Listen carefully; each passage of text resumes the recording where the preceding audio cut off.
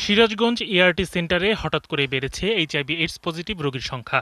উদ্বেগজনক হারে এই সংখ্যা বৃদ্ধি পাওয়ায় শঙ্কায় জেলার স্বাস্থ্য বিভাগ।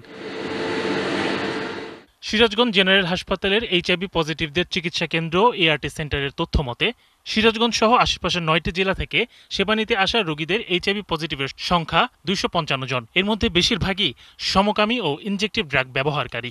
এখন সুস্থ আরো যারা আছে বাইরে তাদেরকে আমি বলি যে হাসপাতালে যা এটা এই জিনিসগুলো ব্যবহার কর, ভালো হয়ে যাবে। আমাদের হাত করে একজন মারা গেল, রোমান চেনি তো, সুমনের স্বাস্থ্য ভাই রোমান মারা গেল, এই যে ২-৩ দিন আগে মারা গেছে। সেন্টারের পরিসংখ্যানে দেখা যায় গত ৬ বছরে ১০,৬০০ জনের পরীক্ষার পর এইচআইভি পজিটিভ পাওয়া যায় ২৫৫ জন। ২০২২ সাল পর্যন্ত এর মধ্যে ইনজেক্টিভ ড্রাগ ব্যবহারকারীর সংখ্যা ছিল ৯৮ ভাগ।